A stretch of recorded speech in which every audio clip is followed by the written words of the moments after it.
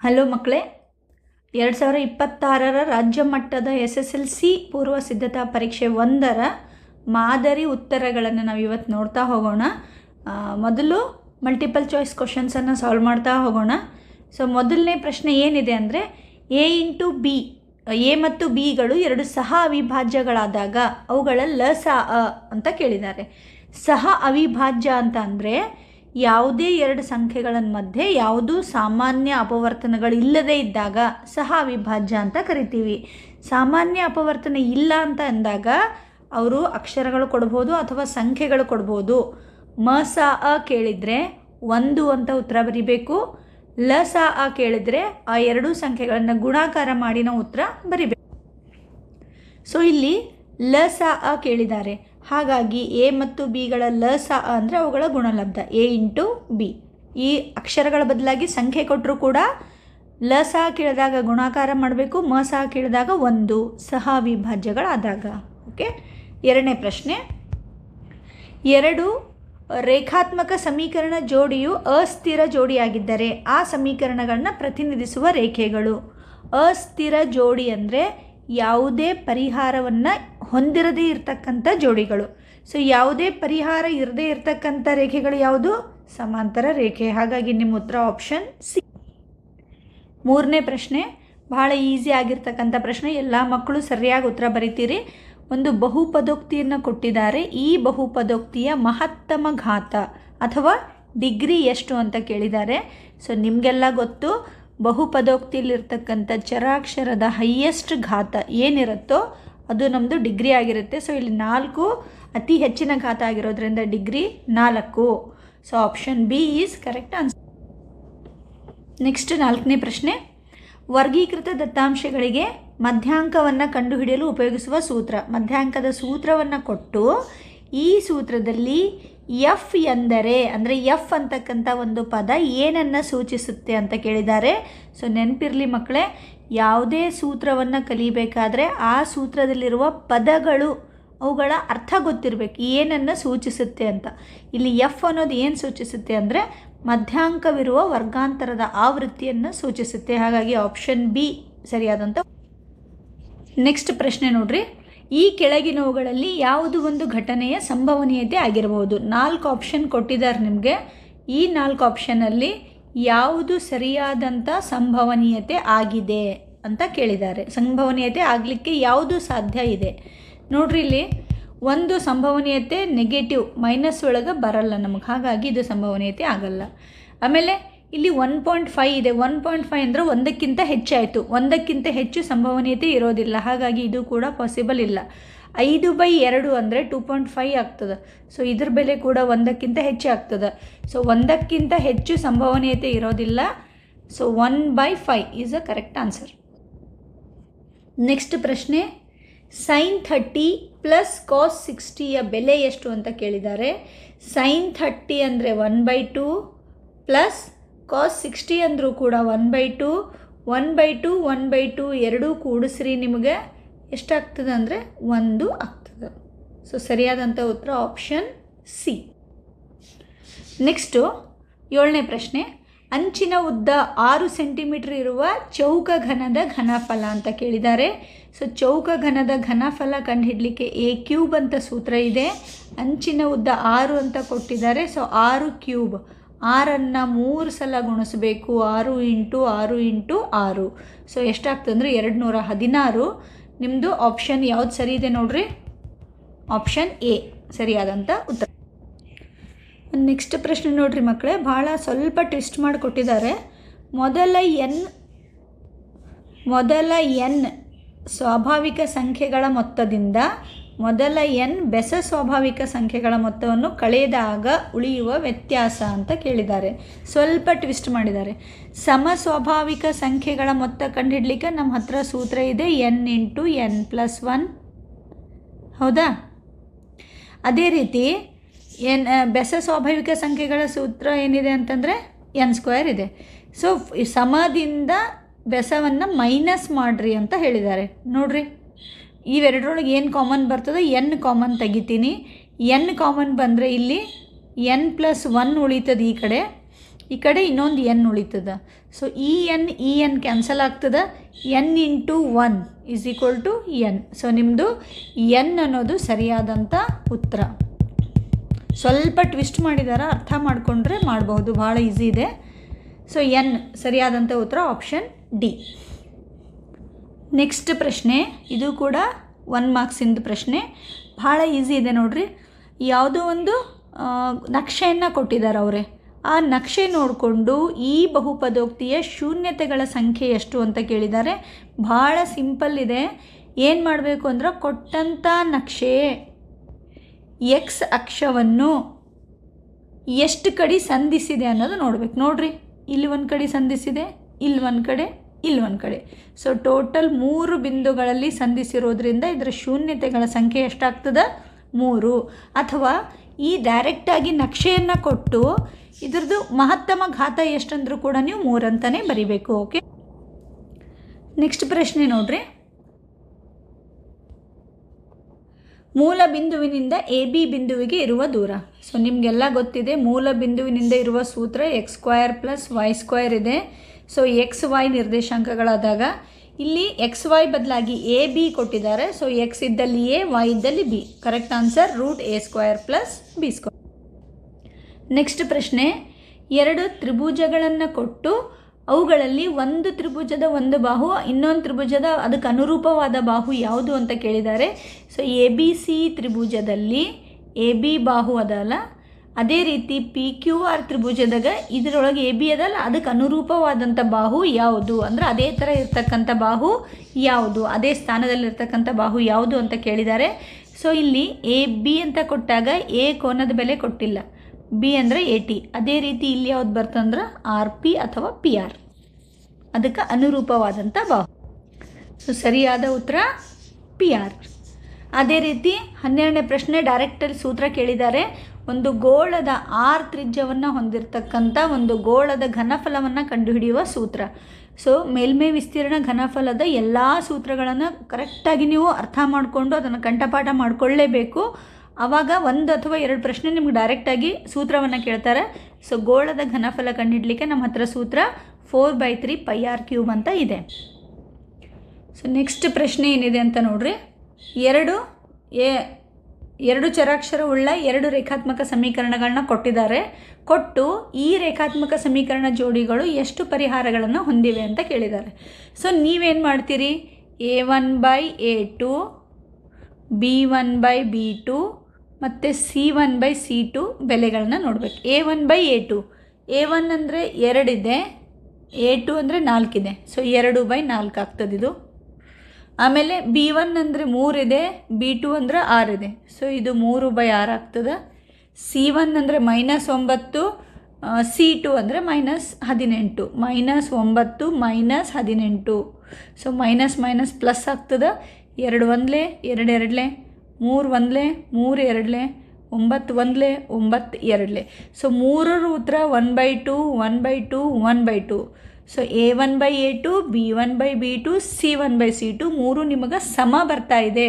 3 ಸಮ ಇದ್ದಾಗ ಯಾವ ರೀತಿ ನಾವು ಸಮೀಕರಣಗಳು ಅಂತ ಹೇಳ್ತೀವಿ ಅಂದರೆ ಪರಸ್ಪರ ಐಕ್ಯಗೊಳ್ಳುವಂತಹ ರೇಖೆಗಳಾಗಿರ್ತದೆ. ಪರಸ್ಪರ ಐಕ್ಯಗೊಳ್ಳುವ ರೇಖೆಗಳಾಗಿರೋದರಿಂದ ಅನಂತ ಪರಿಹಾರ ಅಥವಾ ಅಪರಿಮಿತ ಪರಿಹಾರಗಳನ್ನು ಹೊಂದಿರುತ್ತೆ. ಓಕೆ, ನೆಕ್ಸ್ಟ್ ಪ್ರಶ್ನೆ, 2x² = 3x - 5 ಈ ವರ್ಗ ಸಮೀಕರಣವನ್ನು ಆದರ್ಶ ರೂಪದಲ್ಲಿ ಬರೆಯಿರಿ. ಫಸ್ಟ್ ಹೇಳ್ರಿ, ವರ್ಗ ಸಮೀಕರಣ ಆದರ್ಶ ರೂಪ ax² + bx + c = 0. ಅಂದರೆ x² ಇರ್ತಕ್ಕಂಥದ್ದು ಮೊದಲು, ಎಕ್ಸ್ ಇರ್ತಕ್ಕಂಥದ್ದು ನೆಕ್ಸ್ಟು, ಅದಾದಮೇಲೆ ಸ್ಥಿರಾಂಕವನ್ನು ಬರಿಬೇಕು. ಸೊ x² ಇರ್ತಕ್ಕಂಥದ್ದು ಮೊದಲು ಬರಿಬೇಕು ಅಂತಂದರೆ ನೋಡ್ರಿ, ಇಲ್ಲಿ 2x² ಅದ ಫಸ್ಟ್ ಬರ್ದೀವಿ, ಆಮೇಲೆ ಎಕ್ಸ್ ಬರಿಬೇಕಲ್ಲ. ಸೊ 3x ಈ ಕಡೆ ಇದ್ದಿದ್ದು ಈ ಕಡೆ ತೊಗೊಂಬಂದಿನಿ, -3x ಆಗ್ಯದ. ಸೊ ಇಲ್ಲಿ -5 ಇದ್ದಿದ್ದು ಈ ಕಡೆ ತೊಗೊಂಬಂದ್ರೆ +5 ಆಗ್ಯದ, = 0. ಇದು ಆದರ್ಶ ರೂಪದಲ್ಲಿ ಬರೆದಿದ್ದೀವಿ.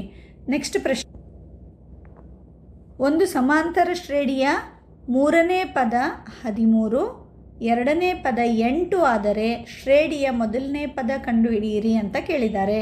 ಸೊ 3ನೇ ಪದ ಮತ್ತು ಒಂದು ಸಮಾಂತರ ಶ್ರೇಣಿಯಲ್ಲಿ 3ನೇ ಪದ ಕೊಟ್ಟಿದ್ದಾರೆ 13, ಎರಡನೇ ಪದ ಕೊಟ್ಟಿದ್ದಾರೆ 8. ಹಾಗಾದರೆ ಮೊದಲನೇ ಪದ ಏನಿರುತ್ತೆ ಅಂತ ಪ್ರಶ್ನೆ. ಸೊ ಮೊದಲು ನಾವು ಸಾಮಾನ್ಯ ವ್ಯತ್ಯಾಸ ಗೊತ್ತು ಮಾಡ್ಕೊಳ್ಬೇಕು. ಈ ಪದದಲ್ಲಿ ಈ ಪದವನ್ನು ಕಳೆದ್ರೆ 13ರಲ್ಲಿ 8 ಹೋದರೆ 5, ಅಂದರೆ ನಮ್ಮದು ಡಿ ಎಷ್ಟು ಬರ್ತದೆ 5. ಅದೇ ರೀತಿ ಮೊದಲನೇ ಪದ ಬೇಕಂದ್ರೆ ಮತ್ತೆ 8ರಲ್ಲಿ 5 ಕಳೆದ್ರೆ 3 ಬರುತ್ತೆ. ಹಿಂಗೆ ಮಾಡಿದ್ದೀವಿ ಅಂತ ನೋಡಿ ಮಕ್ಕಳೇ. ನೋಡ್ರಿ, ಮೂರನೇ ಪದ 13, ಎರಡನೇ ಪದ 8. ಸೊ ಡಿ ಅಂದರೆ ಮೂರನೇ ಪದದಲ್ಲಿ ಎರಡನೇ ಪದ ಕಳಿತೀವಿ, ಸಾಮಾನ್ಯ ವ್ಯತ್ಯಾಸ ಸಿಕ್ತು. ಸೊ ಮೊದಲನೇ ಪದ ಬೇಕಂದ್ರೆ ಮತ್ತೆ ಎರಡನೇ ಪದದಲ್ಲಿ ಸಾಮಾನ್ಯ ವ್ಯತ್ಯಾಸ ಕಳೆದ್ರೆ ನಮಗೆ 3 ಬರ್ತದೆ. ಹಾಗಾಗಿ ಮೊದಲನೇ ಪದ ಎಷ್ಟಾಗುತ್ತೆ ಅಂದರೆ 1 ಮಾರ್ಕ್ಸಲ್ಲಿ ಕೊನೆ ಪ್ರಶ್ನೆ. ಚಿತ್ರದಲ್ಲಿ ಎಕ್ಸ್ನ ಬೆಲೆಗಳನ್ನು ಕಂಡುಹಿಡಿಯಿರಿ. ಎಕ್ಸ್ನ ಬೆಲೆಯನ್ನು ಕಂಡುಹಿಡಿರಿ. ಒಂದು ಚಿತ್ರ ಕೊಟ್ಟಿದ್ದಾರೆ ನಿಮಗಿಲ್ಲಿ, ಇಲ್ಲಿ ನೋಡ್ಬೋದು ನೀವು. ಒಂದು ತ್ರಿಭುಜ ಕೊಟ್ಟು ಅದರೊಳಗೆ ಇನ್ನೊಂದು ಚಿಕ್ಕ ತ್ರಿಭುಜ, ಇದರಲ್ಲಿ ಸೊ ಎ ಡಿ ಬೆಲೆ 2 ಅಂತ ಕೊಟ್ಟಿದ್ದಾರೆ, ಡಿ ಬಿ ಬೆಲೆ 3 ಅಂತ ಕೊಟ್ಟಿದ್ದಾರೆ, ಮತ್ತು ಡಿ ಇಯ ಉದ್ದ 4 ಸೆಂಟಿಮೀಟ್ರ್ ಅಂತ ಕೊಟ್ಟಿದ್ದಾರೆ. ಬಿ ಸಿಯ ಉದ್ದ, ಈ ಬಿ ಸಿಯ ಉದ್ದ ಎಕ್ಸ್ ಅಂತ ಕೊಟ್ಟಿದ್ದಾರೆ. ಎಕ್ಸ್ನ ಬೆಲೆ ಕಂಡುಹಿಡೀರಿ ಅಂತ ನಿಮಗೆ ಪ್ರಶ್ನೆ ಇದೆ. ಸೊ ನೀವಿಲ್ಲೇನು ಮಾಡ್ಬೋದು ಅಂತಂದರೆ, ಇಲ್ಲಿ ನೋಡ್ರಿ, ಒಂದು ಚಿಕ್ಕ ತ್ರಿಭುಜ ಅದ, ಇನ್ನೊಂದು ದೊಡ್ಡ ತ್ರಿಭುಜ ಅದ. ಸೊ ಈ ಎರಡೂ ತ್ರಿಭುಜಗಳು ಅಂದರೆ ಥೇಲ್ಸ್ ಪ್ರಮೇಯದ ಉಪಪ್ರಮೇಯವನ್ನು ನಾವು ಇಲ್ಲಿ ಬಳಸ್ಕೊಂಡು ಇದನ್ನು ಮಾಡಿದಾಗ ಚಿಕ್ಕ ತ್ರಿಭುಜದ ಅನುರೂಪ ಬಾಹುಗಳು ಮತ್ತು ದೊಡ್ಡ ತ್ರಿಭುಜದ ಅನುರೂಪ ಬಾಹುಗಳು ಸಮಾನುಪಾತದಲ್ಲಿರುತ್ತವೆ. ಅದನ್ನು ಬಳಸ್ಕೊಂಡು ನಾವು ಮಾಡಬೇಕಿಲ್ಲಿ. ಏನು ಮಾಡ್ತೀವಿ ಫಸ್ಟಿಗೆ ಅಂದರೆ, ಚಿಕ್ಕ ತ್ರಿಭುಜದಲ್ಲಿ ನಾವು ಎ ಡಿಯನ್ನು ತಗೊಂಡಾಗ ದೊಡ್ಡ ತ್ರಿಭುಜ ಒಳಗೆ ಅನುರೂಪವಾದದ್ದು ಯಾವುದಾಗ್ತದೆ, A B. So A D by A B. ಅದೇ ರೀತಿ ಚಿಕ್ಕ ತ್ರಿಭುಜದ ಡಿ ಇ ಬಾಹುವನ್ನು ತಗೊಂಡಾಗ ದೊಡ್ಡ ತ್ರಿಭುಜದಾಗ ಬಿ ಸಿ ಬಾಹುವನ್ನು ತಗೋಬೇಕಾಗ್ತದೆ. ಸೊ ಈ ರೀತಿ ನಾವು ಅನುರೂಪ ಬಾಹುಗಳು ಸಮಾನುಪಾತದಲ್ಲಿರುತ್ತವೆ ಅನ್ನೋದನ್ನು ಬಳಸ್ಕೊಂಡು ಈಗ ಬೆಲೆಗಳನ್ನು ಹಾಕ್ತೀನಿ. ಎ ಡಿ ಕೊಟ್ಟಿದ್ದಾರೆ, ಎ ಡಿ ಎಷ್ಟು ಕೊಟ್ಟಿದ್ದಾರೆ, 2 ಅಂತ ಕೊಟ್ಟಿದ್ದಾರೆ, 2 ಹಾಕಿದ್ದೀನಿ. ಎ ಬಿ ಅಂತಂದರೆ ಇಲ್ಲಿಂದ ಇಲ್ಲಿ ತನಕ ಕಂಪ್ಲೀಟ್ ಆಗಿ, ಇದು 2 ಪ್ಲಸ್ ಇದು 3, 2 ಕೂಡಿಸಿದ್ರೆ ಎಷ್ಟಾಗ್ತದೆ, 5 ಆಗುತ್ತೆ. ಆಮೇಲೆ ಈ ಕಡೆ ಡಿ ಇ ನಮಗೆ ಗೊತ್ತಿದೆ, ಡಿ ಇ 4 ಅಂತ ಕೊಟ್ಟಿದ್ದಾರೆ, 4 ಹಾಕೀನಿ. ಸೊ ಬಿ ಸಿ ಅಂದರೆ ಎಕ್ಸ್ ಇದೆ, ಎಕ್ಸ್ ಅಂತ ಬರ್ಕೊಂಡಿದ್ದೀನಿ. ನೆಕ್ಸ್ಟ್ ನೋಡಿರಿ, ಓರೆ ಗುಣಾಕಾರ ಮಾಡಿರಿ ನೀವು. ಓರೆ ಗುಣಾಕಾರ ಮಾಡಿದಾಗ ಎಕ್ಸ್ ಮೇಲೆ ಹೋಗ್ತದೆ, ಈ 2 ಕೆಳಗೆ ಬರ್ತದೆ, 5 ಮೇಲ್ಗಡೆ ಹೋಗ್ತದೆ. ಸೊ ಓರೆ ಗುಣಾಕಾರ ಮಾಡಿದಾಗ ಏನಾಗ್ತದೆ ನಮ್ಗೆ ಇಲ್ಲಿ ನೋಡಿರಿ. ಸೊ ಎಕ್ಸ್ ಇಲ್ಲಿ ಇಡ್ತೀರಿ, 4 × 5 / 2. 4 5 ಎಷ್ಟಾಗ್ತದೆ, 20, 20ರ ಅರ್ಧ ಬೈ 2 ಇರೋದ್ರಿಂದ 10. ಸೊ ನಿಮ್ಗೆ ಬಿ ಸಿ ಉದ್ದ ಎಷ್ಟು ಬರ್ತದೆ ಅಂದರೆ 10 ಸೆಂಟಿಮೀಟರ್ ಬರುತ್ತೆ. 2 ಅಂಕದ ಪ್ರಶ್ನೆಗಳು. 17ನೇ ಪ್ರಶ್ನೆಯಿಂದ ನಮಗೆ 2 ಅಂಕದ ಪ್ರಶ್ನೆಗಳು ಪ್ರಾರಂಭವಾಗುತ್ತೆ. ಈ 2 ಅಂಕದಲ್ಲಿ ಫಸ್ಟ್ ಕ್ವಶನ್ ಏನಿದೆ ನೋಡಿ, 3 + √5 ಒಂದು ಅಭಾಗಲಬ್ಧ ಸಂಖ್ಯೆ ಎಂದು ಸಾಧಿಸಿ ಅಂತ ಇದೆ. ಸೊ ಇದು ಫಿಕ್ಸ್ ಆಗಿರ್ತಕ್ಕಂಥ ಕ್ವಶನ್, ಪ್ರತಿ ಪರೀಕ್ಷೆಯಲ್ಲಿ ಕೇಳ್ತಾರೆ. ಅಭಾಗಲಬ್ಧ ಎಂದು ಸಾಧಿಸಿ. ಫಸ್ಟ್ ಏನು ಮಾಡಬೇಕು ನಾವು ಅಂದರೆ, ಆ ಕೊಟ್ಟಂಥ 3 + √5ಗೆ ಅಭಾಗಲಬ್ಧ ಎಂದು ಸಾಧಿಸಿ ಅಂದಿದ್ದಾರೆ. ನಾವೇನು ಮಾಡಬೇಕು, ಅದರ ವಿರುದ್ಧ, ಅಭಾಗಲಬ್ಧ ಅಂದರೆ ಅದರ ಅಪೋಸಿಟ್ ಭಾಗಲಬ್ಧ ಅಂತ ನಾವು ಊಹೆ ಮಾಡ್ಕೊಳ್ಬೇಕು. ಫಸ್ಟಿಗೆ 3 + √5 ಒಂದು ಭಾಗಲಬ್ಧ ಸಂಖ್ಯೆ ಆಗಿರಲಿ ಅಂತ ತಗೋತೀವಿ. ಭಾಗಲಬ್ಧ ಸಂಖ್ಯೆ ಅಂದರೆ ಅದನ್ನು ನಾವು a/b ರೂಪದಲ್ಲಿ ಬರಿತೀವಿ. ಹಾಗಾಗಿ 3 + √5 ಏನು ಬರೆದಿದ್ದೀವಿ, a/b ಅಂತ ಬರೆದಿದ್ದೀವಿ. ನೆಕ್ಸ್ಟ್ ನೋಡಿರಿ, √5 ಈ ಕಡೆ ಇಡ್ತೀನಿ, ಈ ಕಡೆ a/b ಇದೆ, ಈ +3 ಈ ಕಡೆ ತೊಗೊಂಡ್ರೆ ಏನಾಗ್ತದೆ, -3 ಆಗುತ್ತೆ. ನೆಕ್ಸ್ಟ್ ಏನು ಮಾಡ್ತೀನಿ ಅಂದರೆ, ಇಲ್ಲಿ b ಲಸ ಆಗುತ್ತೆ, a - 3b ಆಗ್ತದೆ, ಈ ಕಡೆ √5 ಇರ್ತದೆ. ಸೊ ನೀವಿಲ್ಲಿ ನೋಡ್ಬೋದು, √5 ಏನದ ಅದು ಅಭಾಗಲಬ್ಧ ಸಂಖ್ಯೆ ಇದೆ, ಮತ್ತು ಎ ಬಿ 2 ಪೂರ್ಣಾಂಕಗಳಾಗಿರೋದರಿಂದ ಈ ಕಂಪ್ಲೀಟ್ ಸಂಖ್ಯೆಯ ಎ ಬಿಗೆ ಯಾವುದೇ ಬೆಲೆ ಹಾಕಿದರೂ ಕೂಡ ಇದು ಭಾಗಲಬ್ಧ ಸಂಖ್ಯೆ ಆಗುತ್ತೆ, ಮತ್ತು ಈ ಕಡೆ ಇದು ಅಭಾಗಲಬ್ಧ ಸಂಖ್ಯೆ ಇದೆ. ಹಾಗಾಗಿ ಇವೆರಡು ಸಮ ಇರಲಿಕ್ಕೆ ಸಾಧ್ಯ ಇಲ್ಲ. ಅಂದರೆ 3 + √5 ಒಂದು ಭಾಗಲಬ್ಧ ಸಂಖ್ಯೆ ಎಂಬ ನಮ್ಮ ಊಹೆ ಏನಾಗಿದೆ, ಇಲ್ಲಿ ತಪ್ಪಾಗಿದೆ. ನಮ್ಮ ಊಹೆ ತಪ್ಪಂದ ಮೇಲೆ ಅದು ಏನಾಗಿರುತ್ತೆ, 3 + √5 ಒಂದು ಅಭಾಗಲಬ್ಧ ಸಂಖ್ಯೆ ಆಗಿರುತ್ತೆ. ಯಾವುದೇ ಈ ರೀತಿ ಅಭಾಗಲಬ್ಧ ಎಂದು ಸಾಧಿಸಿ ಅಂತ ಕೇಳಿದಾಗ ಇದೇ ಒಂದು ಪದ್ಧತಿಯಲ್ಲಿ ನಾವು ಅದನ್ನು ಸಾಲ್ವ್ ಮಾಡ್ತೀವಿ. ಈಗ ಅದರಲ್ಲೇ ಒಂದು ಚಾಯ್ಸ್ ಕ್ವಶನ್ ಇದೆ. ಒಂದು ವೇಳೆ ನಿಮ್ಗೆ ಈ ಕ್ವಶನ್ ಮಾಡಲಿಕ್ಕೆ ಕಷ್ಟ ಆದರೆ ಇನ್ನೊಂದು ಕ್ವಶನ್ ಕೊಟ್ಟಿದ್ದಾರೆ. ಆ ಕ್ವಶನ್ ಏನಿದೆ ನೋಡಿ, 36 ಮತ್ತು 120 ಈ ಪೂರ್ಣಾಂಕಗಳ ಲಸ ಮತ್ತು ಮಸಗಳನ್ನು ಅವಿಭಾಜ್ಯ ಅಪವರ್ತನ ವಿಧಾನದಿಂದ ಕಂಡುಹಿಡಿದು ನೆಕ್ಸ್ಟ್ ಲಸ ಮಸಗಳ ಗುಣಲಬ್ಧ ಮತ್ತು ಆ ಸಂಖ್ಯೆಗಳ ಗುಣಲಬ್ಧ ಎರಡು ಸಮ ಇರುತ್ತೆ ಅಂಥೇಳಿ ತಾಳೆ ನೋಡ್ರಿ ಅಂತ ಹೇಳಿದ್ದಾರೆ. ಸೊ ಮಸ ಮತ್ತು ಲಸ ಕಂಡುಹಿಡೋದು ನಿಮ್ಗೆ ಗೊತ್ತು. ಏನು ಮಾಡ್ತೀವಿ, 36 ಮತ್ತು 122 ಸಂಖ್ಯೆ ಕೊಟ್ಟರೆ 36ರ ಅಪವರ್ತನಗಳು ಬರಿತೀವಿ. ಇವೆಲ್ಲ 36ರ ಅಪವರ್ತನಗಳು ಸಿಗ್ತದೆ. ಅದೇ ರೀತಿ 120ರ ಅವಿಭಾಜ್ಯ ಅಪವರ್ತನಗಳು ಬರೆದ್ರೆ ನಮಗೆ ಇವೆಲ್ಲ 120ರ ಅವಿಭಾಜ್ಯ ಅಪವರ್ತನಗಳು ಸಿಗ್ತದೆ. ಸೊ ಫಸ್ಟ್ ಕೊಟ್ಟಂಥ ಸಂಖ್ಯೆ ಎ ಆಗಿರುತ್ತೆ, ಎರಡನೇ ಸಂಖ್ಯೆ ಏನಾಗಿರುತ್ತೆ, ಬಿ ಆಗಿರುತ್ತೆ. ನೆಕ್ಸ್ಟ್ ಏನು ಮಾಡ್ತೀನಿ, ಮಹತ್ತಮ ಸಾಮಾನ್ಯ ಅಪವರ್ತನ. 36 ಮತ್ತು 120ರದ್ದೇನು ಅಪವರ್ತನಗಳಿದಾವಲ್ಲ, ಇದರೊಳಗೆ ಇರ್ತಕ್ಕಂಥ ಸಾಮಾನ್ಯ ಅಪವರ್ತನಗಳು ಯಾವುವು, ಯಾವೆಲ್ಲ ಸಾಮಾನ್ಯ ಅಪವರ್ತನಗಳಿವೆ ಅದು ನಮಗೆ ಆಗ್ತದೆ. ಸೊ ಈ ಎರಡರಲ್ಲಿ ಇರ್ತಕ್ಕಂಥ ಸಾಮಾನ್ಯ ಅಪವರ್ತನಗಳು 2 × 2 × 3, ಹಾಗಾಗಿ 12. ಮತ್ತು ಲಸ ಅಂದರೆ ಲಘುತ್ತಮ ಸಾಮಾನ್ಯ ಅಪವರ್ತ್ಯ. ಸೊ ಇಲ್ಲಿ ಮಸ ಜೊತೆಗೆ ಉಳಿದಂಥ ಅಪವರ್ತನಗಳನ್ನು ಗುಣಿಸಿದರೆ ನಮಗೆ ಲಸ ಸಿಗ್ತದೆ. ಸೊ ಇದು ಎ ಆಯಿತು, ಇದು ಬಿ ಆಯಿತು. ಮಸ ನಮಗೆ ಹೆಚ್ಚಾಗ್ತದೆ, ಲಸ ನಮಗೆ ಎಲ್ ಆಗ್ತದೆ. ಸೊ ನಾವೇನು ಮಾಡಬೇಕಂದ್ರೆ H × L = A × B ಅಂತ ತೋರಿಸ್ಬೇಕು. H ಅಂದರೆ 12, L ಅಂದರೆ 36, A ಅಂದರೆ 36, B ಅಂದರೆ 120. ಸೊ ಇವೆರಡು 12 ಮತ್ತು 360ರ ಗುಣಲಬ್ಧ 4320. ಅದೇ ರೀತಿ ಇದು ಕೂಡ 4320. ಅಂದರೆ ಯಾವುದೇ ಎರಡು ಸಂಖ್ಯೆಗಳ ಗುಣಲಬ್ಧ ಮತ್ತು ಅವುಗಳ ಲಸಗಳ ಗುಣಲಬ್ಧ ಸಮ ಇರುತ್ತೆ ಅಂತ ಸಾಧಿಸಿದು. 18ನೇ ಪ್ರಶ್ನೆ, ಕೊಟ್ಟಿರುವ ರೇಖಾತ್ಮಕ ಸಮೀಕರಣ ಜೋಡಿಯನ್ನು ವರ್ಜಿಸುವ ವಿಧಾನದಿಂದ ಬಿಡಿಸಿ. ಇದು ಕೂಡ ಫಿಕ್ಸ್ ಆಗಿರ್ತಕ್ಕಂಥ ಕ್ವಶನ್. 2 ಮಾರ್ಕ್ಸಿಗೆ ವರ್ಜಿಸುವ ವಿಧಾನ ಕಂಪಲ್ಸರಿ ಬಂದೇ ಬರುತ್ತೆ. ನೋಡಿರಿ, ಭಾಳ ಸಿಂಪಲ್ ಆಗಿರ್ತಕ್ಕಂಥ 2 ಸಮೀಕರಣಗಳನ್ನು ಕೊಟ್ಟಿದ್ದಾರೆ. ಅದನ್ನು ಫಸ್ಟು ಒಂದ್ರ ಕೆಳಗೆ ಒಂದು ಬರ್ಕೊಳ್ಬೇಕು. ಬರ್ಕೊಂಡು ವರ್ಜಿಸುವ ವಿಧಾನ ಅಂದರೆ ಇಲ್ಲಿರ್ತಕ್ಕಂಥ 2 ಚರಾಕ್ಷರಗಳು ಎಕ್ಸ್ ಮತ್ತು ವಾಯ್ಗಳಲ್ಲಿ ಯಾವುದಾದ್ರೂ ಒಂದನ್ನು ವರ್ಜಿಸಬೇಕು, ಕ್ಯಾನ್ಸಲ್ ಮಾಡಬೇಕು. ನೋಡಿರಿ, ಕ್ಯಾನ್ಸಲ್ ಮಾಡಬೇಕಾಗಿತ್ತಂದ್ರೆ ಒಂದು ಪ್ಲಸ್ ಒಂದು ಮೈನಸ್ ಇದ್ದರೆ ಈಸಿಯಾಗಿ ಕ್ಯಾನ್ಸಲ್ ಆಗ್ತದೆ. ನೀವು ಎರಡೂ ಸಮೀಕರಣಗಳಲ್ಲಿ ನೋಡಿದ್ರೆ ಇಲ್ಲಿ ಪ್ಲಸ್ ವಾಯ್, ಇಲ್ಲಿ ಮೈನಸ್ ವಾಯ್ ಇದೆ. ಸೊ ಪ್ಲಸ್ ವಾಯ್ ಮತ್ತು ಮೈನಸ್ ವಾಯ್ಗಳನ್ನು ನಾವು ಕ್ಯಾನ್ಸಲ್ ಮಾಡಲಿಕ್ಕೆ ಬರ್ತದೆ. ನೋಡಿರಿ, ಒಂದರ ಕೆಳಗೊಂದು ಬರ್ಕೊಂಡಿದ್ದೀನಿ. ಈ ಎರಡೂ ಸಮೀಕರಣಗಳನ್ನ ಕೂಡಿಸ್ತೀನಿ. ಇಲ್ಲಿ 2x ಇದೆ, ಇಲ್ಲಿ x ಇದೆ. ಎರಡೂ ಕೂಡಿಸಿದ್ರೆ 3x ಆಗ್ತದೆ. ಆಮೇಲೆ plus Y minus Y cancel ಆಗುತ್ತೆ. ಇಲ್ಲಿ 10 + 2 ಕೂಡಿಸಿದ್ರೆ 12 ಆಗ್ತದೆ. So x = 12. ಈ 3 ಗುಣಾಕಾರದ ಈ ಕಡೆ ಬಂದು ಭಾಗಾಕಾರ ಆಗ್ತದೆ. 3 1 3 4. ಸೊ x ಬೆಲೆ ನಿಮಗೆ 12 x ಬೆಲೆ 12 ಬಂದ ಮೇಲೆ ಈ ಫಸ್ಟಿನ ಸಮೀಕರಣವನ್ನು ಬರ್ಕೊಂಡಿದ್ದೀನಿ. 2 ಅಷ್ಟೇ ಬರ್ದೀನಿ. ಎಕ್ಸ್ ಇದ್ದಲ್ಲಿ ಎಕ್ಸ್ ಬೆಲೆ 4 ಅಂತ ಸಿಕ್ಕದಲ್ಲ. ಸೊ x 4 ಹಾಕಿನಿ. ವಾಯ್ ಬೆಲೆ ಗೊತ್ತಿಲ್ಲ, ವಾಯ್ ಅಂತ ಬರ್ಕೊಂಡಿನಿ. = 10. So 2 4 8 plus Y = 10. ವಾಯ್ ಅಷ್ಟೇ ಬರೀರಿ. 10 ಇದು ಪ್ಲಸ್ 8ಅನ್ನು ಈ ಕಡೆ ತೊಗೊಂಬಂದರೆ -8 ಆಗ್ತದೆ. ಸೊ 10ರಲ್ಲಿ 8 ಹೋದರೆ ವಾಯ್ ಬೆಲೆ 2. ಸೊ ವರ್ಜಿಸುವ ವಿಧಾನದಿಂದ ಚರಾಕ್ಷರಗಳ ಬೆಲೆಗಳನ್ನು ಕಂಡುಹಿಡಿದಿದ್ದೀವಿ. ನೆಕ್ಸ್ಟು ಸಮಾಂತರ ಶ್ರೇಣಿಗಳಿಗೆ ಸಂಬಂಧಪಟ್ಟಂಗೆ ಶ್ರೇಣಿಗಳ ಮೊತ್ತ ಕಂಡುಹಿಡಲಿಕ್ಕೆ ಒಂದು ಲೆಕ್ಕವನ್ನು ಕೊಟ್ಟಿದ್ದಾರೆ. 19ನೇ ಲೆಕ್ಕ ನೀವು ನೋಡ್ಬೋದು. 3 7 11 ಈ ಸಮಾಂತರ ಶ್ರೇಣಿಯ ಮೊದಲ 10 ಪದಗಳ ಮೊತ್ತವನ್ನು ಸೂತ್ರ ಉಪಯೋಗಿಸಿ ಕಂಡುಹಿಡಿಯಿರಿ ಅಂತ ಕೊಟ್ಟಿದ್ದಾರೆ. ಸೊ ಸಮಾಂತರ ಶ್ರೇಣಿ ಕೊಟ್ಟಾಗ ಮೊದಲನೇ ಪದ ಎ ಅಂತ ಬರಿತೀವಿ, 3 ಇದೆ. ಸಾಮಾನ್ಯ ವ್ಯತ್ಯಾಸ,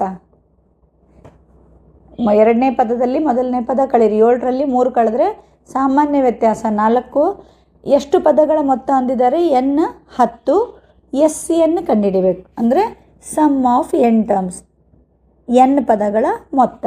ನಿಮಗೆಲ್ಲರಿಗೂ ಗೊತ್ತಿದೆ, ಸಮಾಂತರ ಶ್ರೇಣಿಯಲ್ಲಿ ಪದಗಳ ಮೊತ್ತ ಕಂಡುಹಿಡಲಿಕ್ಕೆ ನಮ್ಮ ಹತ್ರ ಈ ಸೂತ್ರ ಇದೆ. SN = n/2 (2a + n - 1 × d). So ಇದರಲ್ಲಿ ಈ ಎಲ್ಲ ಬೆಲೆಗಳನ್ನು ಆದೇಶಿಸ್ತೀನಿ.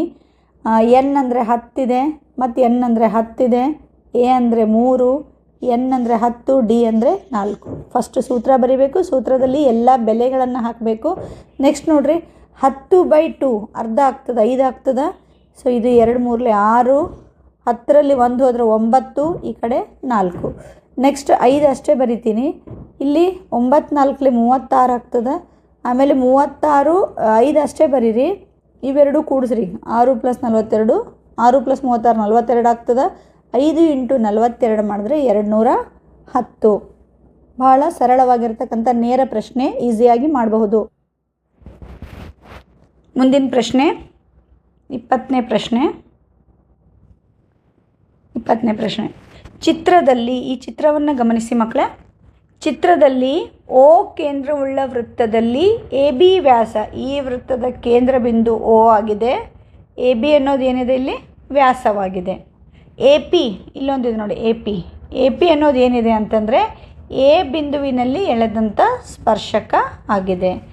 ಸೊ O ಏನಿದೆ ವೃತ್ತ ಕೇಂದ್ರ, O ವೃತ್ತ ಕೇಂದ್ರ, AB ವ್ಯಾಸ, A ಬಿಂದುವಿನಲ್ಲಿ ಎಳೆದಂಥ ಒಂದು ಸ್ಪರ್ಶಕ ಯಾವುದು AP. ಮತ್ತೇನು ಹೇಳಿದ್ದಾರೆ ಅಂತಂದರೆ ಇಲ್ಲಿ ಒಂದು ಬೆಲೆಯನ್ನು ಅವ್ರು ಕೊಟ್ಟಿದ್ದಾರೆ. ಸೊ O ಇಂದ C ಅಂತ ಇನ್ನೊಂದು ಎಳೆದು ಈ ಕೋನವನ್ನು ಕೊಟ್ಟಿದ್ದಾರೆ 25 ಡಿಗ್ರಿ. OCB ಈ ಕೋನ 25 ಡಿಗ್ರಿ ಅಂತ ಕೊಟ್ಟು ಈ ಕೋನದ ಬೆಲೆ ಕೇಳಿದ್ದಾರೆ. ಈ ಕೋನ ಅಂದರೆ ಯಾವುದು? APB. ಈ ಟೋಟಲ್ ಕೋನದ ಬೆಲೆಯನ್ನು ನಿಮಗೆ ಕೇಳಿದ್ದಾರೆ. ಭಾಳ ಸಿಂಪಲ್ ಇದೆ, ನಿಮ್ಗೆ ಗೊತ್ತಿರ್ತಕ್ಕಂಥ ಅಂಶಗಳನ್ನ ಬಳಸ್ಕೊಂಡು ನೀವು ಮಾಡ್ತೀರಿ. ನೋಡಿರಿ, ಫಸ್ಟ್ ಏನು ಮಾಡಿದ್ದೀನಿ ಅಂತಂದರೆ ಈ ಚಿತ್ರ ಒಳಗೆ ತ್ರಿಭುಜ BOC ಇದು ಒಂದು ತ್ರಿಭುಜ ಆಗ್ತದೆ, ಹೌದಲ್ವಾ? ಒಂದು ತ್ರಿಭುಜ ಆಗ್ತದೆ. ಸೊ ತ್ರಿಭುಜ ಇದ್ದಾಗ ಯಾವುದೇ ಒಂದು ತ್ರಿಭುಜದಲ್ಲಿ 2 ಬಾಹುಗಳು ಸಮ ಇದ್ದರೆ ಅದ್ರ ಎದುರಿರ್ತಕ್ಕಂಥ 2 ಕೋನಗಳು ಸಮ ಇರ್ತವೆ. ನಿಮಗೆಲ್ಲರಿಗೂ ಗೊತ್ತಿದೆ, ಸಮದ್ವಿಬಾಹು ತ್ರಿಭುಜ. ಈಗ ಈ ತ್ರಿಭುಜದಲ್ಲಿ ನೀವು ನೋಡಬಹುದು, ಇದು ಕೂಡ ತ್ರಿಜ್ಯ ಆಗ್ತದೆ, ಇದು ಕೂಡ ತ್ರಿಜ್ಯ ಆಗ್ತದೆ. ಸೊ ಈ 2 ಬಾಹುಗಳ ಸಮ ಇದ್ದರೆ ಅದ್ರ ಎದುರಿಂದ 2 ಕೋನಗಳು ಏನಾಗ್ತವೆ? ಸಮ ಆಗ್ತವೆ. ಸೊ ಇದು 25 ಇದ್ದರೆ ಈ ಕೋನ ಕೂಡ ಎಷ್ಟಾಗ್ತದೆ? 25 ಡಿಗ್ರಿ ಆಗುತ್ತೆ. ಸೊ ಈ ಕೋನ ನಮಗೆ ಸಿಕ್ತು 25 ಡಿಗ್ರಿ. ಓಕೆ. ಮತ್ತು ಇನ್ನೊಂದು ಕೋನ ನೀವು ಇಲ್ಲಿ ನೋಡ್ಬೋದು, ಸ್ಪರ್ಶ ಬಿಂದುವಿನಲ್ಲಿ ಎಳೆದಂಥ ತ್ರಿಜ್ಯ ಯಾವಾಗಲೂ ಸ್ಪರ್ಶಕಕ್ಕೆ ಲಂಬವಾಗಿರುತ್ತೆ. ಹಾಗಾಗಿ ಈ ಕೋನ ಎಷ್ಟಿರ್ತದೆ ಅಂದರೆ 90 ಡಿಗ್ರಿ ಇರುತ್ತೆ.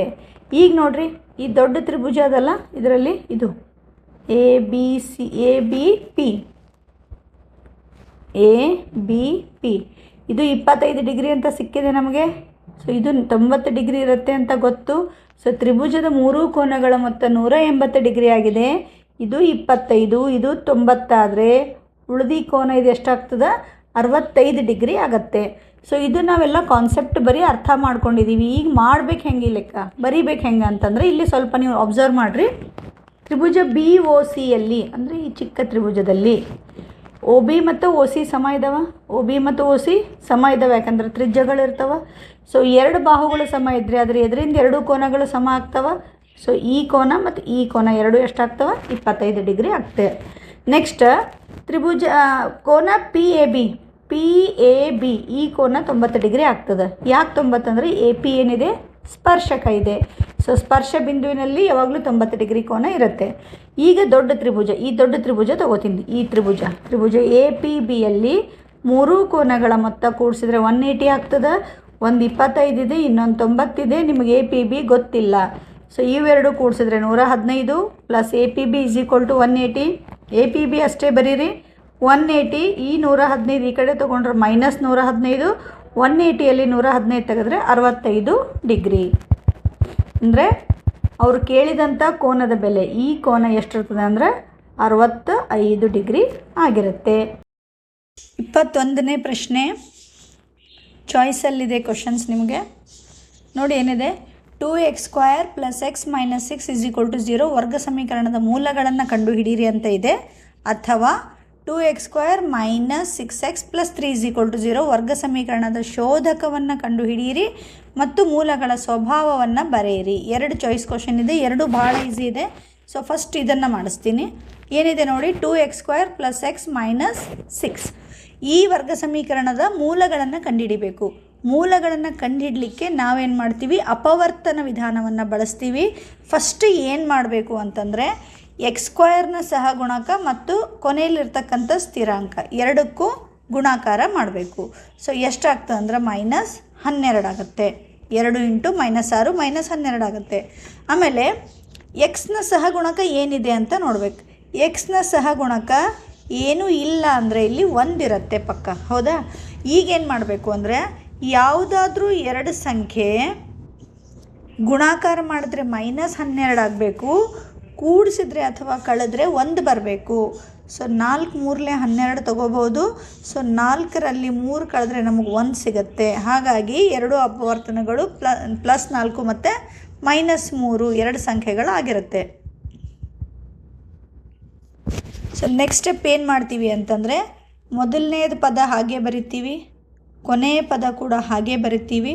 ಈ ನಡುವಿನ ಪದವನ್ನು ಒಡೆದು 2 ಭಾಗಗಳಾಗಿ ಮಾಡ್ತೀವಿ. ಒಂದು +4x, ಇನ್ನೊಂದು -3x. ಸೊ ಹಾಗಾಗಿ ಏನು ಬರೆದಿದ್ದೀನಿ ನೋಡ್ರಿ ಇಲ್ಲಿ, ಫಸ್ಟು 2x², ಈ ಎಕ್ಸನ್ನು ಒಡೆದು +4x -3x ಇವೆರಡನ್ನು ಬರೆದಿದ್ದೀವಿ. -6 ಸೇಮ್. ಇದಾದಮೇಲೆ ನೆಕ್ಸ್ಟ್ ಸ್ಟೆಪ್ ಏನು ಮಾಡಬೇಕು ಅಂದರೆ, ಈ ಎರಡರದ್ದು ಒಂದು ಗುಂಪು ಮಾಡಬೇಕು, ಈ ಎರಡರದ್ದು ಒಂದು ಗುಂಪು ಮಾಡಬೇಕು. ಅದರಲ್ಲಿ ಕಾಮನ್ ಏನಿದೆ ಹುಡುಕಬೇಕು. ಸೊ ಇವುಗಳಲ್ಲಿ ಏನು ಕಾಮನ್ ಇದೆ? ಎಕ್ಸ್ ಇದೆ ಮತ್ತು 2 ಕಾಮನ್ ಇದೆ. ಸೊ 2x ಹೋದರೆ ಇಲ್ಲಿ 1x ಉಳಿತದ, 2 2 4, ಎಕ್ಸ್ ಕಾಮನ್ ಬಂದಿದೆ. ಸೊ ಇವು ನೆಕ್ಸ್ಟ್ ಇದರಲ್ಲಿ ಏನು ಕಾಮನ್ ಇದೆ ನೋಡ್ರಿ, ಇದ್ರೊಳಗೆ ಇವೆರಡರೊಳಗೆ ಮೈನಸ್ ಕಾಮನ್ ಅದ ಮತ್ತು 3 ಕಾಮನ್ ಅದ. ಸೊ 3 ಕಾಮನ್ ತೆಗೆದ್ರೆ ಇಲ್ಲಿ ಎಕ್ಸ್ ಉಳಿತು, ಮೈನಸ್ ಕಾಮನ್ ತೆಗೆದಿರೋದ್ರಿಂದ ಇದು ಪ್ಲಸ್ ಆಗುತ್ತೆ. 3 2 6. ನೆಕ್ಸ್ಟು ಈ ಫುಲ್ ಕಂಪ್ಲೀಟ್ ಪದದಲ್ಲಿ ಏನು ಸೇಮ್ ಇವೆ? ಇಲ್ಲಿ ಕೂಡ x+2 ಅದ, ಇಲ್ಲಿನೂ x+2 ಅದ. ಸೊ x+2 ಕಾಮನ್ ತೆಗಿತೀನಿ. x+2 ಹೋದರೆ ಇಲ್ಲಿ 2x ಉಳಿತು, x+2 ಹೋದರೆ ಇಲ್ಲಿ -3 ಉಳಿತು. ನೆಕ್ಸ್ಟ್ ಸ್ಟೆಪ್ ಏನು ಮಾಡ್ತೀನಿ, ಇದಕ್ಕೊಂದು ಸಲ =0 ಬರೀಬೇಕು, ಇದಕ್ಕೊಂದು ಸಲ =0 ಬರೀಬೇಕು. x+2 =0 ಅಥವಾ 2x - 3 = 0. ಸೊ x +2 ಈ ಕಡೆ ಬಂದರೆ -2, ಒಂದು ನಿಮಗೆ ಮೂಲ ಸಿಕ್ತು. ಅದೇ ರೀತಿ ಇಲ್ಲಿ 2x ಅಷ್ಟೇ ಬರೀರಿ, x ಈ ಕಡೆ ತೊಗೊಂಡ್ರೆ +3 ಆಗ್ತದೆ. ಸೊ x = 3, 2 ಇಲ್ಲಿ ಗುಣಾಕಾರ ಅದ, ಈ ಕಡೆ ಬಂದು ಭಾಗಾಕಾರ. ಸೊ x = 3/2, ಇನ್ನೊಂದು ನಿಮಗೆ ಮೂಲ ಸಿಕ್ತು. ಸೊ ಇಷ್ಟು ನೀವು ಮಾಡ್ಬೋದು, ಅಪವರ್ತನ ವಿಧಾನದಿಂದ ಮಾಡಬೇಕು. ನೆಕ್ಸ್ಟ್ ಇನ್ನೊಂದು ಚಾಯ್ಸ್ ಕ್ವಶನ್ ಏನಿದೆ ಇದರಲ್ಲಿ ಅಂತಂದರೆ, 2x² - 6x + 3 = 0. ಇದ್ರದ್ದು ಏನು ಕಂಡುಹಿಡಿ ಅಂದ್ರೆ ಶೋಧಕದ ಬೆಲೆಯನ್ನು ಕಂಡುಹಿಡಿದು ಮೂಲಗಳ ಸ್ವಭಾವ ತಿಳಿಸ್ರಿ ಅಂತ ಹೇಳಿದ್ದಾರೆ. ಶೋಧಕದ ಬೆಲೆ ಕಂಡುಹಿಡಿಬೇಕಾಗಿತ್ತಂದ್ರೆ ಫಸ್ಟ್ ಅವುಗಳ ಸಹಗುಣಕಗಳನ್ನು ಬರ್ಕೊಳ್ಬೇಕು. x² ಸಹಗುಣಕ a, ಎಕ್ಸ್ನ ಸಹಗುಣಕ b ಮತ್ತು ಕೊನೆಯಲ್ಲಿರ್ತಕ್ಕಂಥ ಸ್ಥಿರ ಸಂಖ್ಯೆ c ಆಗಿರುತ್ತೆ. ಅವುಗಳನ್ನು ಬರ್ಕೊಳ್ತೀರಿ. a ಅಂದರೆ 2, b ಅಂದರೆ -6, c ಅಂದರೆ 3. ನಾವು ಏನು ಕಂಡುಹಿಡಿಬೇಕು? ಶೋಧಕದ ಸೂತ್ರ ಏನಿದೆ? b² - 4ac. ಸೊ b ಅಂದರೆ -6² -4, a ಅಂದರೆ 2, c ಅಂದರೆ 3. -6² -² ಪ್ಲಸ್ ಆಗೋದ್ರಿಂದ 6 36 ಆಗ್ತದೆ, 4 2 8, 8 3 24. ಸೊ 24, 36ರೊಳಗೆ 24 ಹೋದರೆ 12 ಬಂತು. ಈ 12 0ಗಿಂತ ದೊಡ್ಡದಾದಂಥ ಸಂಖ್ಯೆ ಮತ್ತು ಧನ ಸಂಖ್ಯೆ ಆಗಿರೋದರಿಂದ ಮೂಲಗಳು ವಾಸ್ತವ ಮತ್ತು ಭಿನ್ನವಾಗಿರುತ್ತೆ. ಇದು ಸ್ವಲ್ಪ ಮಿಸ್ಟೇಕ್ ಇದೆ, ವಾಸ್ತವ ಮತ್ತು ಭಿನ್ನವಾಗಿರುತ್ತೆ. ಓಕೆ, ನೆಕ್ಸ್ಟ್ ಪ್ರಶ್ನೆ 22ನೇ ಪ್ರಶ್ನೆ ನೋಡ್ರಿ. ಚಿತ್ರದಲ್ಲಿ tan p - cot r ನ ಬೆಲೆಯನ್ನು ಕಂಡುಹಿಡಿಯಿರಿ. ಒಂದು ಲಂಬಕೋನ ತ್ರಿಭುಜವನ್ನು ಕೊಟ್ಟಿದ್ದಾರೆ, ಅದರಲ್ಲಿ tan p ಮತ್ತು cot r ಬೆಲೆಯನ್ನು ಕಂಡುಹಿಡಿ ಅಂದಿದ್ದಾರೆ. ಮೈನಸ್ ಮಾಡಬೇಕು. ಸೊ ಫಸ್ಟ್ tan p ಸಪ್ರೇಟಾಗಿ ಎಷ್ಟಾಗ್ತದೆ, cot r ಎಷ್ಟಾಗ್ತದೆ ಅಂತ ನೋಡೋಣ. tan p ಅಂದರೆ ಈ ಕೋನವನ್ನು ಕೊಟ್ಟಿದ್ದಾರೆ ಅವರು. ಸೊ ಟ್ಯಾನ್ ಅಂದ್ರೆ ನಿಮಗೆ ಗೊತ್ತು, ಅಭಿಮುಖ ಬೈ ಪಾರ್ಶ್ವ. ಸೊ ಈ ಕೋನದಲ್ಲಿ ಬಂದಾಗ ಅಭಿಮುಖ ಯಾವುದಾಗ್ತದೆ? ಇದು. ಪಾರ್ಶ್ವ ಯಾವುದಾಗ್ತದೆ? ಈ ಬಾಹು. ಅಭಿಮುಖ ಅಂದರೆ 5, ಪಾರ್ಶ್ವ ಅಂದರೆ 12. ಸೊ ಟ್ಯಾನ್ ಪಿ ಏನು ಬರ್ತದೆ ನಿಮಗೆ? ಟ್ಯಾನ್ ಪಿ ಏನಾಗುತ್ತೆ ಅಂದರೆ 5/12 ಆಗ್ತದೆ. ಇನ್ನೊಂದು ಏನು ಹೇಳಿದ್ದಾರೆ? ಕಾಟ್ ಆರ್ ಅಂತ ಹೇಳಿದ್ದಾರೆ. ಈ ಕೋನದಲ್ಲಿ ಬರಬೇಕು ನೀವು. ಕಾಟ್ ಅಂತ ಬಂದಾಗ ಟ್ಯಾನಿಂದು ವಿರುದ್ಧ ಇದೆ, ಅದು ಅಪೋಸಿಟ್ ಇದೆ. ಹಾಗಾಗಿ ಏನು ಬರ್ತದೆ? ಪಾರ್ಶ್ವ ಬೈ ಅಭಿಮುಖ, ಪಾರ್ಶ್ವ ಬೈ ಅಭಿಮುಖ ಆಗ್ತದೆ. ಸೊ ಈ ಕೋನಕ್ಕೆ ಸಂಬಂಧಪಟ್ಟಂತೆ ಇದು ಪಾರ್ಶ್ವ ಆಗ್ತದೆ, ಇದು ಏನಾಗ್ತದೆ? ಅಭಿಮುಖ ಆಗ್ತದೆ. ಸೊ ಇದು ಕೂಡ 5/12 ಆಗತ್ತೆ. ಹಾಗಾಗಿ ಕಾಟ್ ಆರ್ ಕೂಡ ಏನಾಗ್ತದೆ ಅಂದ್ರೆ 5/12. ಬಟ್ ನಮಗೆ ಏನು ಕೇಳಿದ್ದಾರೆ, tan P minus cot R. Tan P minus cot R ಅಂದರೆ ಇದು ಕೂಡ 5/12, ಇದು ಕೂಡ 5/12. 5/12ರಲ್ಲಿ 5/12 ಹೋದರೆ ನಿಮ್ಮ ಬೆಲೆ ಎಷ್ಟು ಸಿಗ್ತದೆ, ನಿಮ್ಮ ಉತ್ತರ ಎಷ್ಟು? 0. ನೆಕ್ಸ್ಟ್ ಪ್ರಶ್ನೆ 23ನೇ ಪ್ರಶ್ನೆ ಏನು ಹೇಳಿದ್ದಾರೆ ಅಂದರೆ, ಒಂದು ಆಯತಾಕಾರದ ಸಭಾಂಗಣ ಇದೆ, ನೆಲ, ಒಂದು ಸಭಾಂಗಣದ ನೆಲ ಆಯತಾಕಾರದ್ದು. ಇದರ ಅಗಲ 112 ಅಡಿ ಇದೆ ಮತ್ತು ಇದರದ್ದು ಉದ್ದ 112 ಅಡಿ ಇದೆ. ಅಗಲ ಎಷ್ಟಿದೆ ಅಂದರೆ 72 ಅಡಿ ಇದೆ. ಅಗಲ 72, ಉದ್ದ 112. ನಾವೇನು ಮಾಡಬೇಕಾಗಿದೆ ಅಂದರೆ ಈ ಒಂದು ನೆಲಕ್ಕೆ ಟೈಲ್ಸ್ ಹಾಕಬೇಕಾಗಿದೆ. ಹಾಸುಗಲ್ಲು ಅಂತ ಕೊಟ್ಟಿದ್ದಾರೆ. ಹಾಸುಗಲ್ಲು ಅಂದರೆ ಟೈಲ್ಸ್ ಯಾವ ಆಕಾರ ಇರಬೇಕಂದ್ರೆ ಚೌಕಾಕಾರದ ಟೈಲ್ಸ್ಗಳನ್ನು, ವರ್ಗಾಕಾರದ ಟೈಲ್ಸ್ಗಳನ್ನು ಹಾಕಬೇಕಾಗಿದೆ. ಪ್ರಶ್ನೆ ಏನು ಕೇಳಿದ್ದಾರೆ, ಒಂದು ಸಭಾಂಗಣದ ನೆಲಕ್ಕೆ ಸಂಪೂರ್ಣವಾಗಿ ವರ್ಗ ಅಂದರೆ ಚೌಕಾಕಾರದ ಗಲ್ಲುಗಳನ್ನು ಹಾಕಬೇಕಾಗಿದೆ. ನೆಲದ ಉದ್ದ ಎಷ್ಟಿದೆ? 112 ಅಡಿ ಮತ್ತು ಅದರ ಅಗಲ ಎಷ್ಟಿದೆ ಅಂದರೆ 72 ಅಡಿಗಳಾದರೆ ನೆಲದ ವಿಸ್ತೀರ್ಣಕ್ಕೆ, ಅಂದರೆ ಇಲ್ಲಿ ಕಂಪ್ಲೀಟಾಗಿ ಪೂರ್ತಿ ನೆಲದ ವಿಸ್ತೀರ್ಣ ಎಷ್ಟದ ಅಷ್ಟು ವಿಸ್ತೀರ್ಣಕ್ಕೆ ನಾವು ಈ ಟೈಲ್ಸ್ಗಳನ್ನು ಹಾಕಬೇಕಾಗ್ಯದ. ಹಾಗಾದರೆ ಒಂದೊಂದು ಟೈಲ್ಸ್ ಏನದಲ್ಲಿದು, ಒಂದೊಂದು ಹಾಸುಗಲ್ಲಿಂದು ಅಂಚಿನ ಉದ್ದ ಎಷ್ಟಿರ್ತದ ಅಂತ ಪ್ರಶ್ನೆ. ಜೊತೆಗೆ ಕಂಪ್ಲೀಟ್ ಈ ಒಂದು ವಿಸ್ತೀರ್ಣದಾಗ ಕಂಪ್ಲೀಟಾಗಿ ಹಾಸುಗಲ್ಲುಗಳನ್ನು ಟೈಲ್ಸ್ಗಳನ್ನು ಹಾಕಿದರೆ ಒಟ್ಟು ಎಷ್ಟು ಟೈಲ್ಸ್ಗಳು ನಮಗೆ ಬೇಕಾಗ್ತದೆ ಅನ್ನೋ 2 ಪ್ರಶ್ನೆಯನ್ನು ಇದರಲ್ಲಿ ಕೇಳಿ.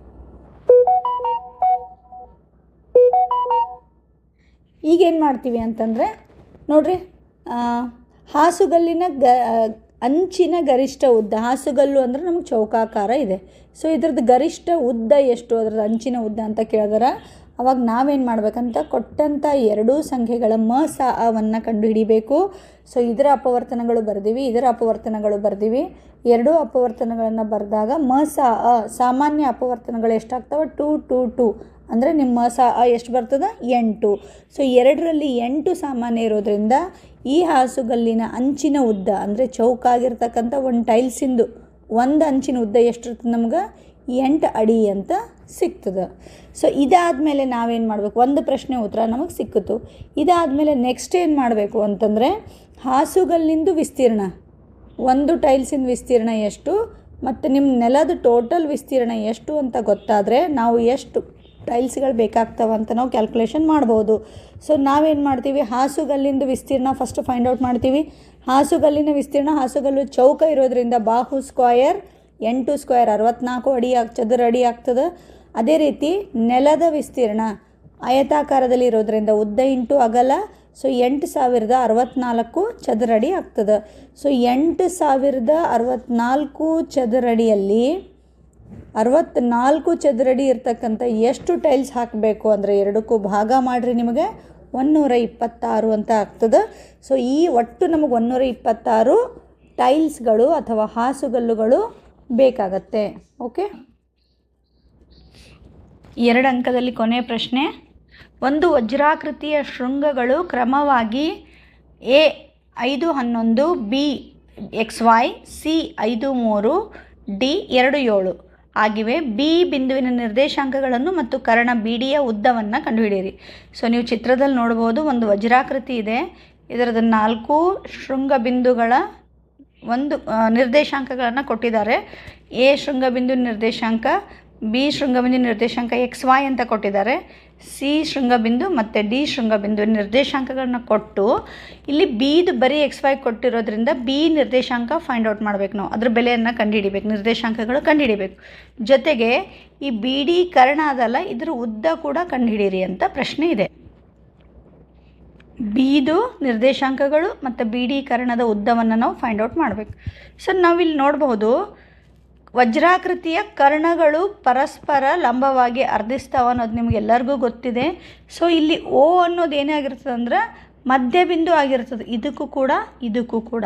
ಹಾಗಾಗಿ ನಾವು ಮಧ್ಯಬಿಂದು ಸೂತ್ರವನ್ನು ಬಳಸಬಹುದು. ಸೊ ನಾವು ಎಸಿಯ ಮಧ್ಯಬಿಂದು ಸೂತ್ರವನ್ನು ಬಳಸ್ತಾ ಇದ್ದೀವಿ. ಎಸಿಯ ಮಧ್ಯಬಿಂದು ಅಂದರೆ ಮಧ್ಯಬಿಂದು ಸೂತ್ರ ನಿಮಗೆ ಗೊತ್ತು, x1 + x2/2 y1 + y2/2. x1 5, x2 5, y1 11, y2 3. So 5 + 5 x1 + x2/2 y1 + y2/2.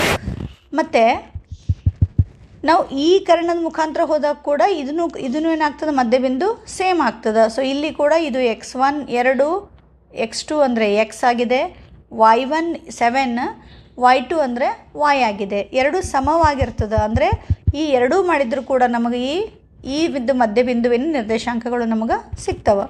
So ಈ ಕಡೆ ಇವೆರಡು ತಗೊಂಡು ಏನು ಬರೀತೀನಿ ನಾನು, x + 2/2 y + 7/2. ಇದು 2 ಮತ್ತು x, 7 ಮತ್ತು y/2. ಈಗ ಇದನ್ನು ಬಿಡಿಸ್ಕೊಂತ ಹೋಗ್ತೀವಿ. 5 5 10 ಆಗ್ತದೆ, ಕೆಳಗೆ 2. 11 + 3 14, ಕೆಳಗೆ 2 = ಈ ಕಡೆ ಏನಿದೆ ಹಾಗೆ ಸೇಮ್ ಬರೆದಿದ್ದೀವಿ. ನೆಕ್ಸ್ಟ್ ಸ್ಟೆಪ್ಪು, 5ರಲ್ಲಿ ಅರ್ಧ 10/2 ಅಂದರೆ 5 ಆಗ್ತದೆ. 14ರಲ್ಲಿ ಅರ್ಧ 14/2 ಅಂದರೆ 7 ಆಗ್ತದೆ. x + 2/2 y + 7/2. ಸೊ ಇವಾಗ ಈ ಎರಡೂ ನಿರ್ದೇಶಾಂಕಗಳನ್ನು ಹೋಲಿಸ್ತೀನಿ ನಾನು. ಸೊ ಮೊದಲನೇದು ಇದಕ್ಕೆ ಸಮ ಇರ್ತದೆ, ಎರಡನೇದು ಇದಕ್ಕೆ ಸಮ ಇರ್ತದೆ. ಅದನ್ನು ಬರ್ಕೊಂಡಿದ್ದೀನಿ. ಏನು ಬರ್ಕೊಂಡಿದ್ದೀನಿ ನೋಡಿರಿ, x + 2/2 = 5 ಬರ್ದೀವಿ. ಅದೇ ರೀತಿ y + 7/2 = 7. ಸೊ ಇದನ್ನು ಬಿಡಿಸ್ತಾ ಹೋದಾಗ x + 2 ಅಷ್ಟೇ ಬರೀರಿ. 2 ಇಲ್ಲಿ ಭಾಗಾಕಾರದ, ಈ ಕಡೆ ಹೋಗಿ ಗುಣಾಕಾರ ಆಗ್ತದೆ, 10 ಆಗ್ತದೆ. ಸೊ x = 10 + 2 ಈ ಕಡೆ ತೊಗೊಂಡ್ರೆ -2 ಆಗ್ತದೆ. ಸೊ x ಬೆಲೆ ನಿಮಗೆ 8 ಬಂತು. x ಬೆಲೆ ಎಷ್ಟು ಬಂತು? 8. ಅದೇ ರೀತಿ y ನಿರ್ದೇಶಾಂಕವನ್ನು ಹೋಲಿಸಿದಾಗ ಮತ್ತೆರಡು ಈ ಕಡೆ ಹೋಗಿ ಗುಣಾಕಾರ ಆಗ್ತದೆ, 14 ಆಗ್ತದೆ.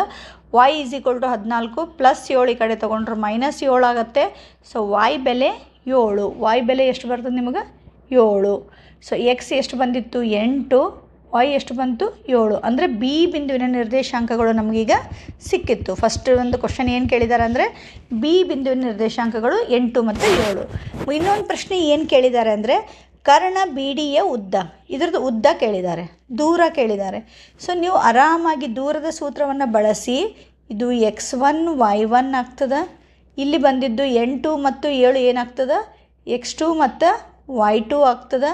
ಆವಾಗ ದೂರದ ಸೂತ್ರವನ್ನು ಬಳಸಿ x2 - x1² + y2 - y1² B ಮತ್ತು ಡಿ ಬಿಂದುವಿನ ನಿರ್ದೇಶಾಂಕಗಳನ್ನ ಬಳಸ್ಕೊಂಡು ಬಿಡಿಸಿದರೆ ನಿಮ್ಗೆ x2 ಅಂದರೆ 2 ಇದೆ, x1 ಅಂದರೆ 8 ಇದೆ, ಪ್ಲಸ್ y2 ಅಂದರೆ 7 ಇದೆ, y1 ಕೂಡ 7 ಇದೆ.